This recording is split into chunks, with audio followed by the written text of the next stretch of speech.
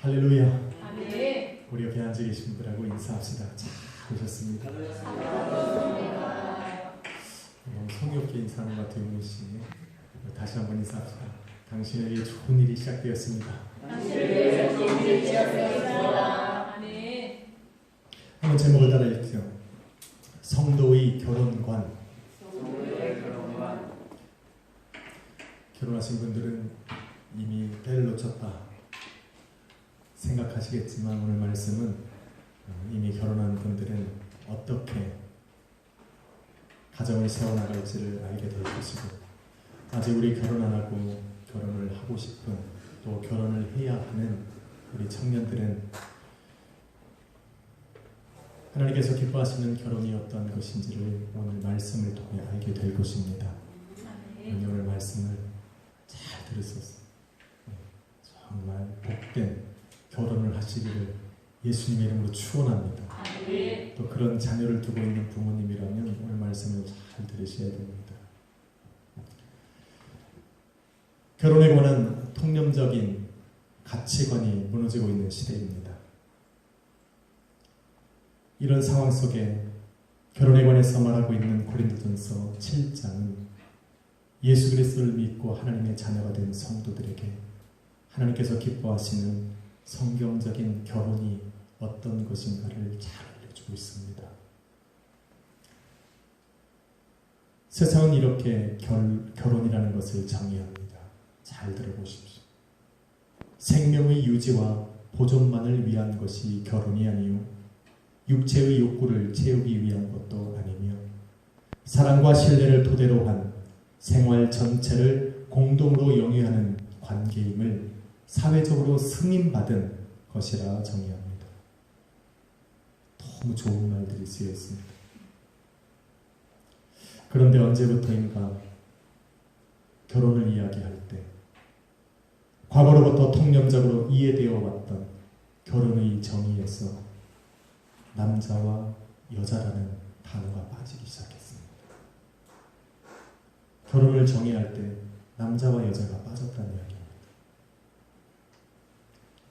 그러면서 사회는 동성 간의 결혼을 합법화시켜 나가고 이들을 차별하지 못하는 차별법을 만들었어. 결혼을 하고 가정을 꾸리고 자녀를 낳았어.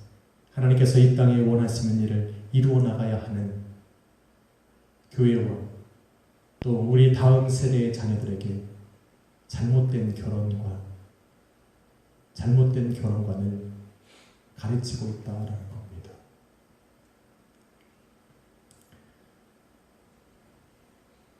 창세기 1장 27절과 2장 18절로 24절을 요약해보면 결혼은 하나님께서 인간 사회의 기원 이전에 제정해 놓으신 거룩한 질서입니다.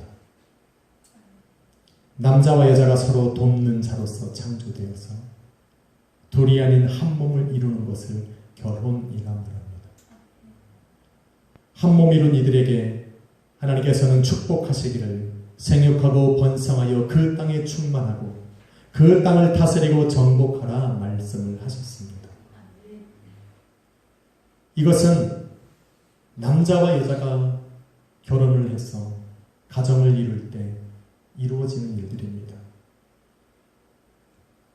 그래서 창세기 2장 18절은 사람이 독서하는 것이 보기에 좋지 않다 이야기를 합니다. 혼자 살지 말라는 겁니다.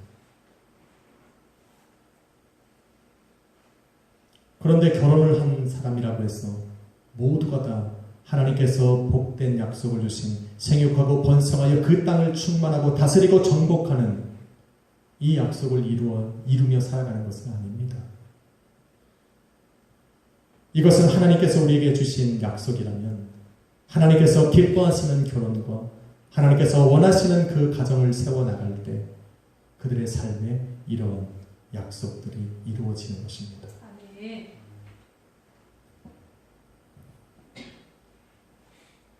우리 인사합시다. 결혼을 잘합시다. 이 결혼하신 분이 있다면 이렇게 인사를 해야 됩니다. 결혼 잘하셨습니다. 잘하셨습니다. 그럼요. 또 하면 안 되죠. 잘하신 겁니다. 여러분 성경적인 결혼이란 잘 들으시오 여러분. 성경적인 이제 차별법이 통과되면 저는 강단에서 이 설교를 못합니다. 여러분 성경적인 결혼이란 창세기 2장 24절에 남자가 부모를 떠나 그의 아내와 합하여 둘이 한 몸을 이루는 것이라 말합니다. 이게 결혼입니다. 당연하다 생각하십니까? 당연하다 여기면 성도가 된 겁니다. 흔들리지 않을 수 있는 조건이 갖춰진 겁니다. 남자와 남자끼리 이렇게 되면 좀 골치 아파지는 겁니다. 하나님께서는 남자와 여자가 한 몸을 이루는 것, 바로 그것을 결혼이라 말하셨다는 겁니다. 예수님께서도 마태복음 19장 4절로 6절에 사람을 지으신 하나님께서 본래 그들을 남자와 여자로 지으시고 그들에게 말씀하시기를 사람이 그 부모를 떠나서 아내에게 합하여 그 둘이 한 몸이 될지니 이제 둘이 아니라 한 몸이요 하나님께서 짝 지어주신 것이라 말하고 있습니다. 성경은 분명히 이야기합니다. 결혼이라는 단어를 쓰려면 남자와 여자가 해야 되는 겁니다. 그래서 생육하고 번성하고 충만해야 되는 겁니다. 그렇게 되어질 때 하나님께서 그 가정을 통해 그 부부를 통해 그 결혼을 통해 그 땅을 다스리고 정복하는 역사를 이루어 가시는 겁니다. 할렐루야. 남자는 여자와 결혼해야 됩니다. 좀 못생겨도 여자는 남자와 결혼해야 됩니다. 좀 능력이 없어도 상관없습니다.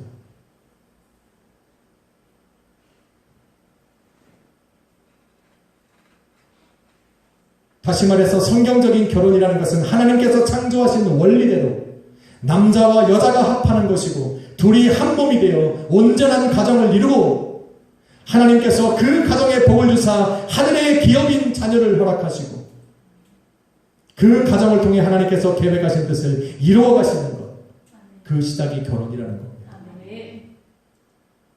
이게 복된 결혼의 시작입니다. 결혼이 하나님께서 계획하신 거룩하고 복된 일이기 때문에 성경은 하나님과 이스라엘의 관계를 혼인한 관계로 표현을 합니다.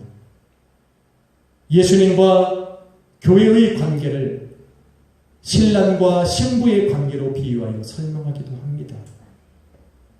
결혼이 그렇게 중요하다는 겁니다. 예수 그리스도의 거룩한 신부로서의 교회는 예수님과 완전한 한 몸이 되었기 때문에 신랑 되신 그 예수 그리스도의 사랑 안에 살아가며 사랑을 먹고 힘입어 살아가는 것입니다. 그래서 교회는 예수 그리스도가 있어야 돼요. 예수님께서 보여주신 십자가의 그 사랑은 그의 신부된 교회와 성도를 통해 세상에 알려지는 것입니다. 그래서 예수님과 교회는 성경이 말하고 있는 결혼의 완성체를 보여주는 거예요. 서로 돕는 관계로서 그 역할을 충실히 감당하고 있는 그런 관계가 되는 겁니다. 교회가 없는 예수 그리스도의 십자가는 능력이 없습니다.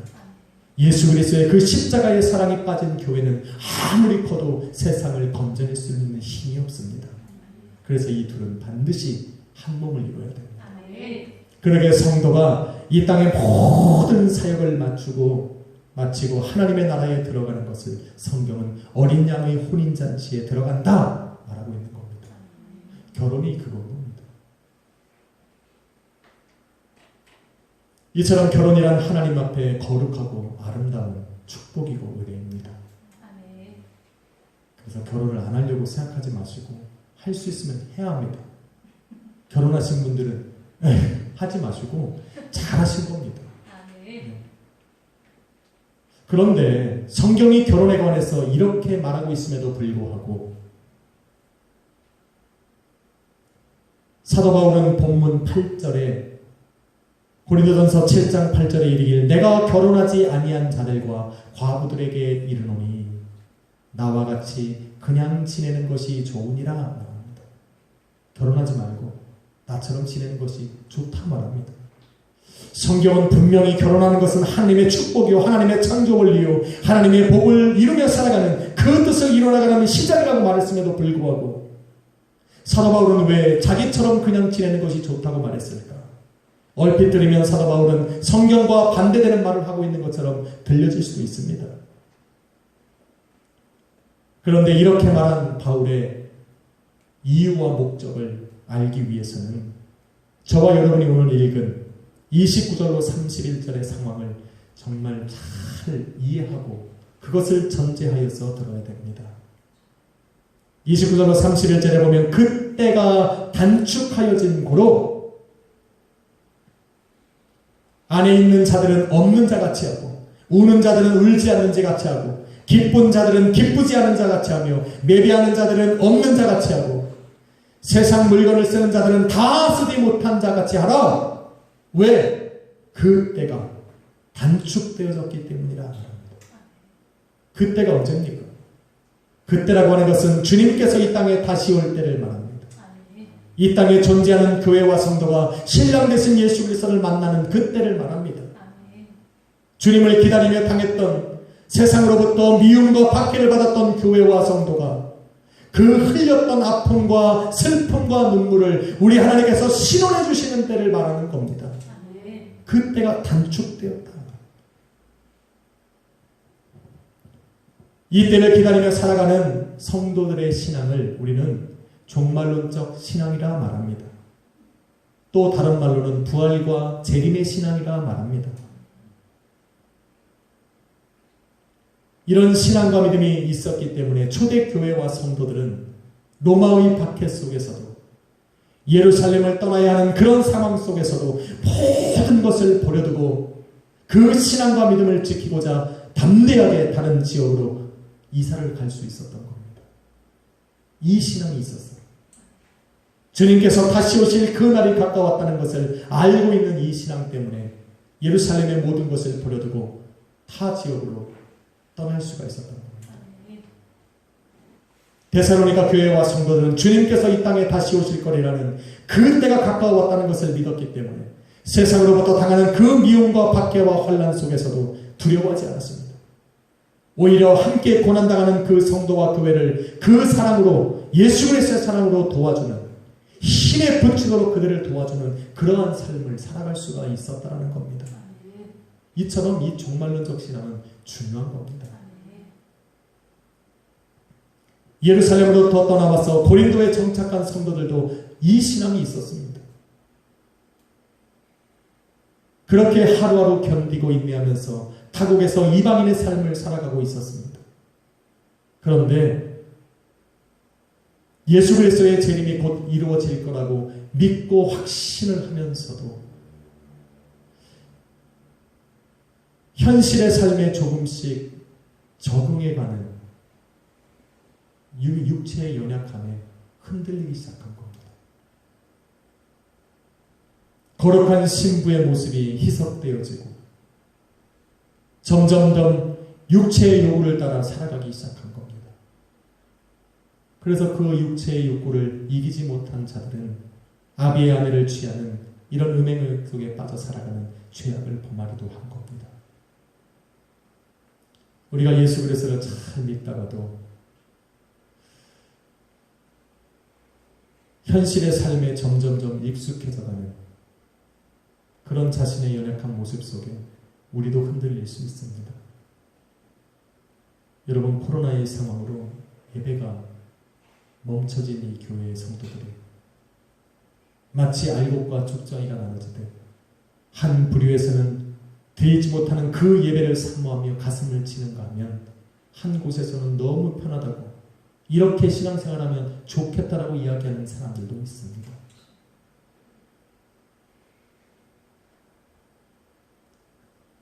이런 상황 속에 있는 사람들에게는 늘 두 마음이, 두 생각이 존재합니다.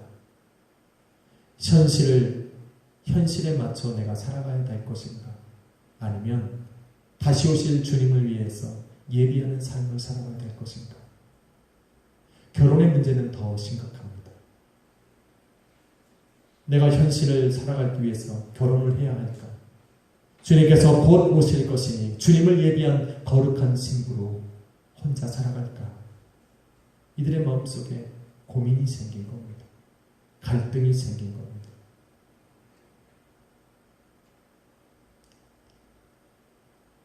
이렇게 결혼의 문제를 하고 갈등하고 있는 그들에게 사도 바울이 고린도전서 7장에 그 답을 제시해주고 있는 겁니다.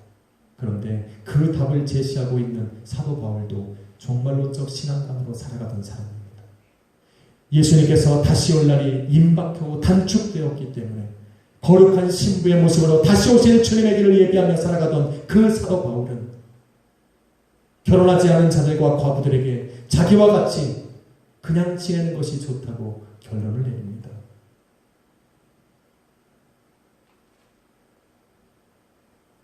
바울이 결혼을 했습니까? 안 했습니까? 이 문제는 아직도 신학적인 논쟁에 있습니다. 그런데 성경에 보면 바울이 혼자 살았다라고 하는 수많은 증거들이 있습니다. 그러기에 바울은 8절에 내가 결혼하지 아니한 자들과 과부들에게 나와 같이 혼자 지내는 것이 좋다라고 이야기하는 겁니다. 독신이 좋아서가 아니라 32절로 34절의 이유를 말하기를 주를 기쁘시게 해야 할 예수 그리스도의 신부된 성도가 장가가고 시집간 후에는 어떻게 하면 남편을 기쁘게 할까? 어떻게 하면 내 아내를 기쁘게 할까? 그 일에 사로잡혀서 세상 일을 염려하게 되고 그 마음이 하나님을 향했던 그 마음이 분산되고 갈라져서 세상 일을 염려하게 되더라는 겁니다. 그렇게 세상의 마음을 빼앗기니 사도 바울은 지금 나처럼 혼자 지내는 것이 낫다라는 겁니다. 왜? 주님이 곧 오실 날이 단축되었기 때문에. 그러기에 28절에 보면 장가를 가는 것도 죄를 짓는 것이 아니고 처녀가 시집을 가는 것도 죄를 짓는 것이 아니로되 이런 사람들에게는 육신의 고난이 있을 것이라는 이야기합니다. 고난이 어떤 고난을 말하는 겁니까? 다시 오실 주님의 길을 예비하기 위해 거룩한 근심을 하며 살아야 되는 그 성도의 마음이 세상 일로 염려하고 있기 때문에 세상의 마음, 새 성도의 그 마음 속에 세상 것과 우리 주님이 주신 사명의 충돌이 그 마음 속에서 일어나기 때문에 믿음으로 살아가고 다시 오실 주님의 길을 예비하고자 원했던 그 성도들에게는 그것이 바로 고난이라 하는 겁니다. 세상 일과 성도의 사명이 충돌하고 유일한 인생의 시간과 영원한 하나님의 시간이 충돌하고 남편과 아내를 위한 기쁨의 삶과 우리 주님을 기쁘시게 하고 살아가는 그 삶이 그들의 마음속에 충돌을 하고 있는 겁니다. 이게 성도의 고난이 된다는 겁니다. 여러분은 그렇지 않을 수 있습니다. 바쁜 일정을 살아가다가 주일날 다 교회 나오려고 준비하는데 아내가 날도 좋은데 여보 속초콜? 남편들은 또 그냥 마음이 흔들립니다. 오랜만에 그냥 남편이 주일날 교회 가야 되는 여자 집사님 앞에서 텐트를 준비하면 여보 들놀이 콜? 또 흔들립니다. 성도면 성도일수록 믿음이 강하면 강할수록 그것이 갈등이 되기 때문에 고난이라고 말하는 겁니다. 교회 밖에 있는 세상 사람들에게는 아무런 고난이 안 됩니다. 왜? 자기들이 원하는 대로 살아가면 되니까. 그런다 예수 그리스도 안에 살아가는 믿음의 성도들에게는 이러한 충돌과 갈등이 곧 고난이라 말하는 겁니다. 이런 고난조차 없으면 정말 충돌조차 일으키지 않으면 갈등조차 하지 않으면 여러분 신앙을 생각해 봐야 됩니다. 내가 예수 안에 있는가? 아니면 세상 속에 있는가? 고민해 봐야 됩니다. 그래서 사도 바울은 8절 후반부에 결혼하지 않고 그냥 지내는 것이 좋다 말합니다. 이런 고민하지 말고 주님만 향하라. 결혼하신 분들은 아멘 하면 안 됩니다. 이미 했으니까 끝까지 들으셔야 됩니다. 한 번은 결혼을 앞둔 한 자매가 저한테 상담을 요청해 왔습니다. 그런데 한참 듣다 보니 이 자매가 결혼을 해야 되는데 결혼하면 주님 앞에 죄 짓는 거냐고 물어봅니다. 혹시 결혼하면 천국에 못 가냐고 말합니다. 말이 이상합니다. 그래서 그 말을 어디서 듣게 되었냐고 얘기하니까 자기 엄마가 엄마가 그렇게 얘기했다. 또 제가 가만히 있을 수 있습니까?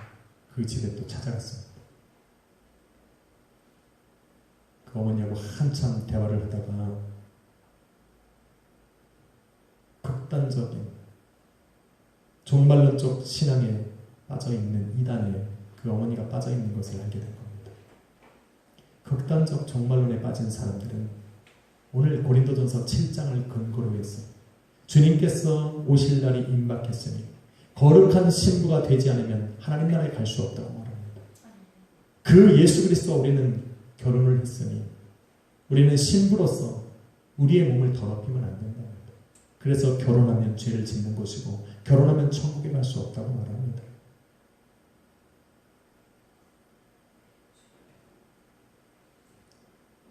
성경에는 제가 이렇게 말하면 도망갈 거예요. 그죠?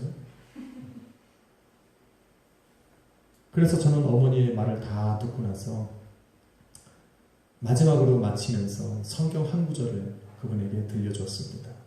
그게 디모데전서 4장 1절로 5절입니다.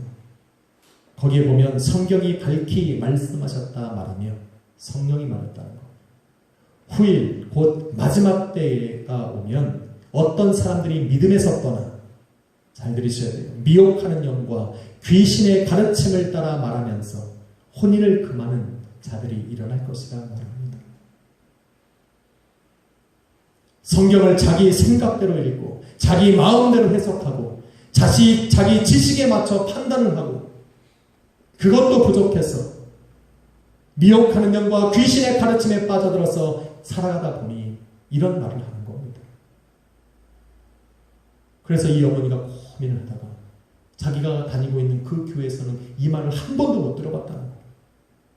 그러면서 그 딸의 결혼을 허락해줘서 지금 그 자매가 결혼해서 애 둘 낳고 잘 살고 있습니다. 집사님 됐어요.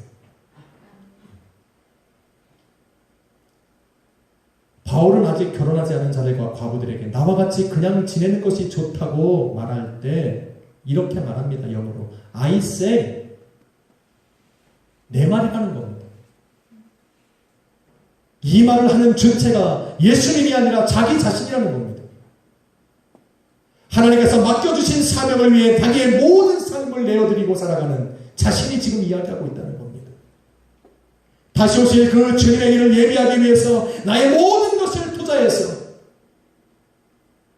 어린 양의 혼인잔치를 기다리며 살아가는 내가 지금 이야기하고 있다 말하는 겁니다. 그런데 그렇게 말했던 사도 바울이 9절로 11절에 말하기를 만일 너희가 절제할 수 없거든 결혼하라 말합니다. 정욕이 불같이 타서 하나님 앞에 범죄하는 삶을 사는 것보다는 결혼하는 것이 낫다고 말합니다. 결혼한 여자에게는 남편에게 갈라서지 말고 만약에 갈라섰으면 그대로 지내든지 다시 그 남편과 연합하라 말합니다. 남편도 아내처럼 하라 말합니다. 그런데 이 말을 딱 한 사도 바울이 8절과는 다르게 10절에 이렇게 말하기를 이것은 내 말이 아니라 주의 말씀이니라. 무슨 말입니까? 주님께서는 성도가 결혼하는 것을 반대하거나 죄로 취급한 적이 없다고 말하는 겁니다. 다만 바울과 같이 다시 오실 주님을 예비하고자 거룩한 신부의 모름으로 부르심을 받은 사람, 그래서 세상 일의 마음을 빼앗기지 않고 고난 중에도 그 사명의 길을 걸어갈 수 있는 그 사람은 바울처럼 독처하는 것도 괜찮다 말하는 겁니다.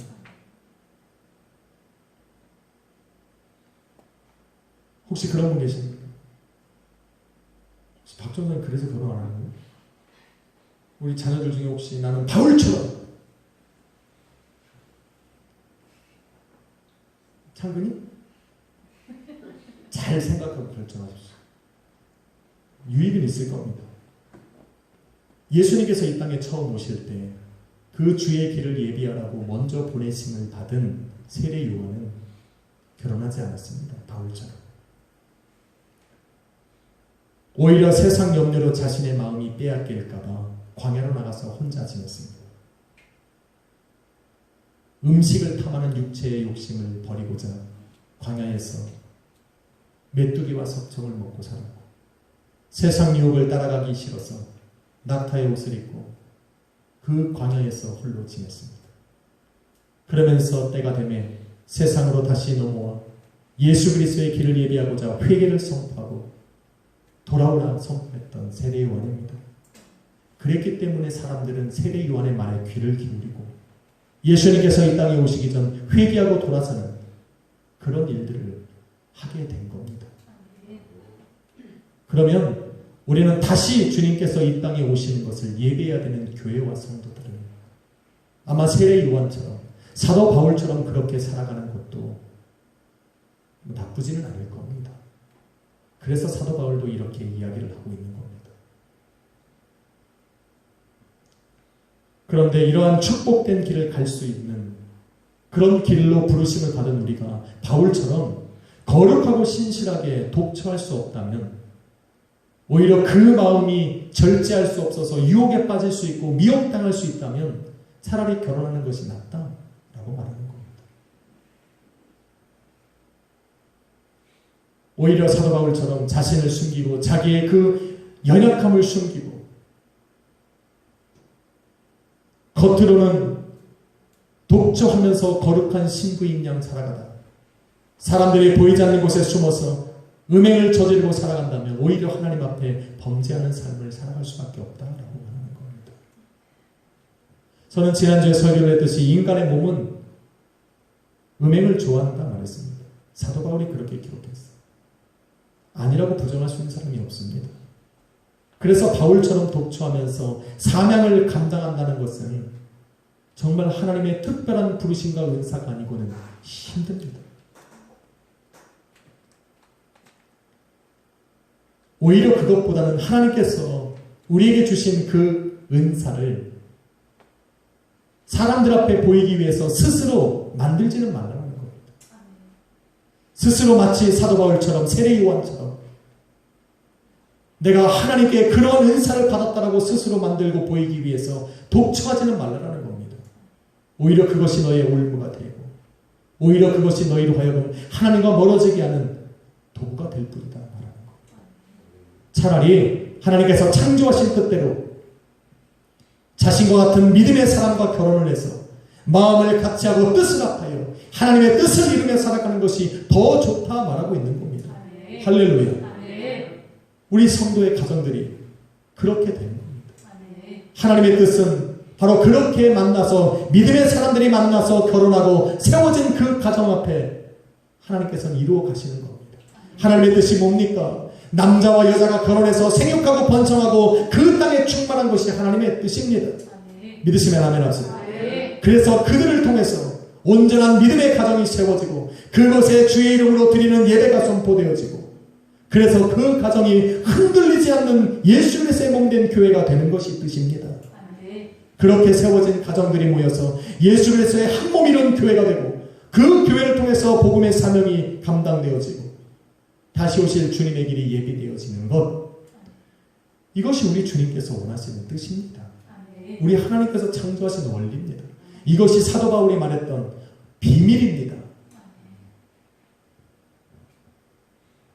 이것이 저와 여러분이 부르심을 받은 뜻이라는 겁니다. 그 결혼을 해야 됩니다. 할 수 있으면 하십시오. 이 사명을 온전히 하나님의 뜻을 온전히 이루며 살아갔던 그 부부가 바로 브리스길라와 아굴라입니다. 바울의 전도 협력자로 잘 알려진 브리스길라와 아굴라는 성경에 나오는 아주 모범적인 이 땅에 믿음으로 살아가는 그 사람들에게 모범적인 결혼이 어떤 것인지 결혼한 그 사람들이 살아가는 부부의 삶이 어떠해야 하는지를 잘 보여주는 것입니다. 원래 남편 아굴라가 남편입니다. 남편 아굴라는 본도에 살아가는 유대인입니다. 신앙이 있었다는 겁니다. 근데 그렇게 잘 살지는 못했습니다. 그런데 그 부인, 아내된 이 브리스길라는 이 로마의 귀족 출신입니다. 돈도 많고 똑똑하고 학력과 재력도 있고 전혀 다른 배경 속에서 살던 이 두 부부가 만났습니다. 어떻게 만났습니까? 예수 그리스도를 믿는 믿음이라는 공통점이 생긴 겁니다.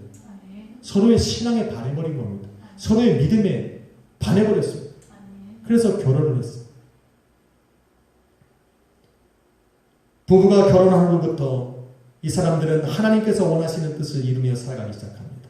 첫째는 이들의 삶은 어떤 환난과 어려움 속에서도 서로 부부가 연합하여 믿음으로 합하여 생육하고 번성하고 충만해지기 시작한 겁니다.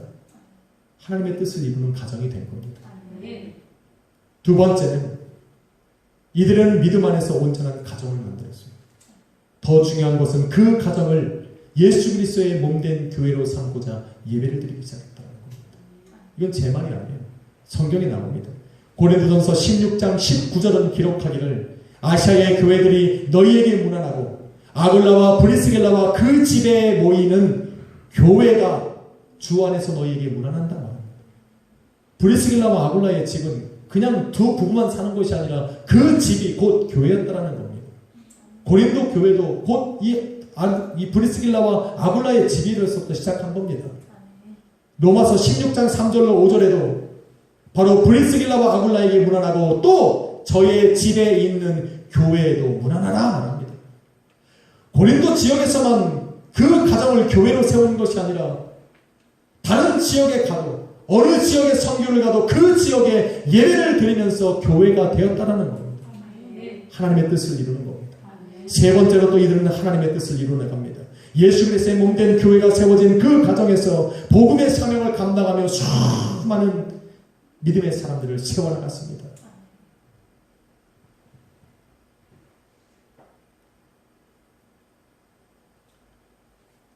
바울의 후계자로 들어온 고린도 교회 사역자로 들어온 아볼로도 바로 브리스길라와 아굴라 때문에 온전한 사람으로 쓴 겁니다. 사도행전 18장 24절로 25절에 보면 아볼로는 원래 성경에 능통하고 언변이 뛰어나고 일찍 주님에 대해서 알았기 때문에 에베소에서 브리스길라와 아굴라가 아볼로를 탁 만난 겁니다. 그가 전하는 말을 탁 가만히 듣더니 조용하게 그날 밤 아볼로를 집으로 초청을 해서 그 집에서 성경에 바라보니 하나님의 도를 더 정확하게 풀어 가르치기를 예수가 그리스도라고 가르쳤다는 겁니다. 이것 때문에 아볼로는 큰 마음의 변화를 갖게 되고 믿음이 더욱더 단단해졌어 고린도 지역으로 들어가 바울을 이어서 고린도 교회 목회자로 세워진 겁니다. 여러분 바울의 선교도 아볼로가 진정한 복음의 증인으로 세워진 것도 브리스길라와 아굴라 부부의 헌신과 도움이 없이는 불가능했던 겁니다. 만약에 그 부부 중에서 브리스길라라는 그 아내만 혼자 도왔다면 이러한 역사는 안 일어납니다. 남편인 아굴라 혼자 그들을 도왔다면 또 이 또한 불가능한 일입니다. 예수 그리스도의 복음 위에 세워진 믿음 안에 두 사람이 한 마음과 한 뜻과 한 영으로 한 몸이 되어서 이들을 도왔기 때문에 헌신했기 때문에 이런 엄청난 역사를 이 사람이 만들어낸 겁니다. 할렐루야. 결혼이 이런 거라는 겁니다. 독처하는 바울이 이룰 수 있는 일이 있고 결혼한 브리스길라와 아굴라와 같은 그러한 부부들이 이룰 수 있는 그 엄청난 사역들이 있다는 겁니다. 남편과 아내가 하나가 돼서 주님을 기쁘시게 하고 주님을 위한 삶을 살기로 결단할 때 주님께서는 이 부부와 함께 하는 겁니다. 그래서 그 가정을 온전한 교회로 삼으셨어. 잘 들으세요. 친히 돌보시고. 왜? 교회는 주님의 몸이니까. 주님이 그 가정을 친히 돌보시고 그들을 통해서 수많은 영혼들을 구원하시는 역사를 이루어 나가는 겁니다. 여러분 어떤 게 좋으시겠어요? 바울처럼 독처하면서 하시겠어요? 브리스길라와 아굴라처럼 하나님께서 함께 하시는 교회가 돼서 하나님이 역사하시는 곳으로 살아가겠습니까? 선택은 여러분 거. 독처하고 싶으면 반드시 저한테 먼저 와서 상담을 받으십시오. 혹시 문제가 있는지. 자신에게 문제가 있는 걸 바울처럼 이야기하지는 말라는 겁니다. 얼굴이 좀 안 되면 고치더라도 결혼을 해서 온전한 가정을 이루는 게 저는 소망합니다. 장근아.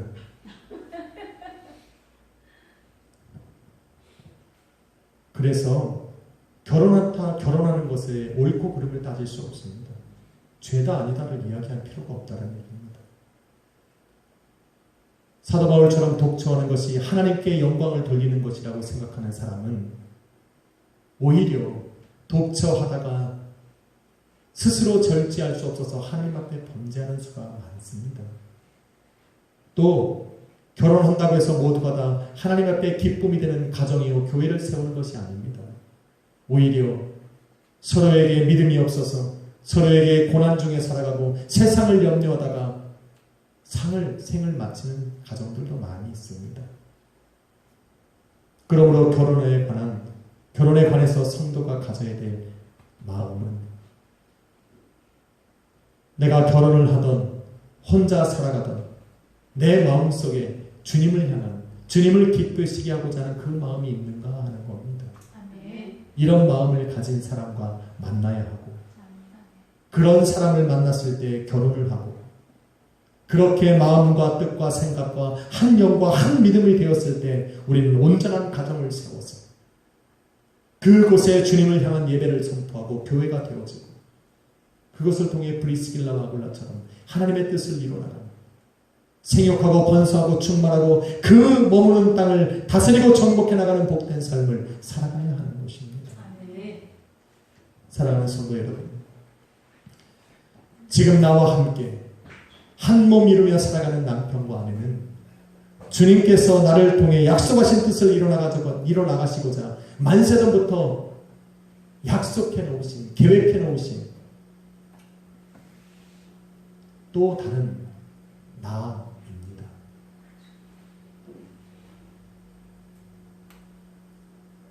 그래서 나의 삶이 어떠할까 생각하기보다 이제는 남편과 아내가 서로 마음을 같이 하고 생각을 같이 하고 뜻을 같이 해서 하나님께서 오늘도 나를 만나게 하신 저 아내와 함께 하나님께서 이루어 나가시는 주님을 위한 삶, 주님을 기쁘시게 하는 삶이 어떤 것인지 오늘도 우리 주님께서 나로 하여금 가정을 세우게 하셨사오니 이 가정을 통해서 예수 그리스도의 몸된 교회를 세워나가며 주님께서 친히 다스리는 그러한 삶이 되도록 전진해야 됩니다.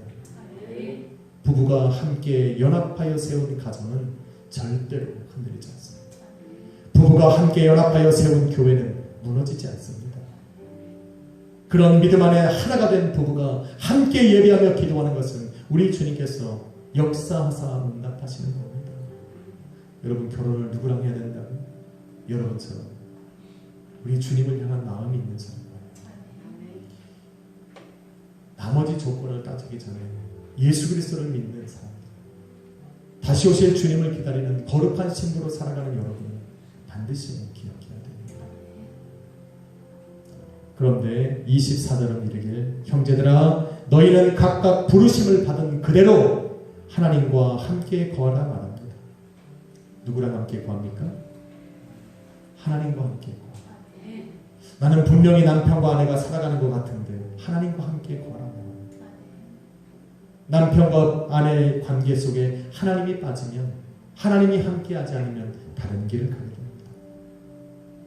그래서 결혼을 할까 말까 고민할 때 그러한 고민으로 마음을 빼앗기지 말고 너희가 주어진 은사에 최선을 다하되 부르심을 받은 그 자리에서 하나님과 함께하라는 겁니다.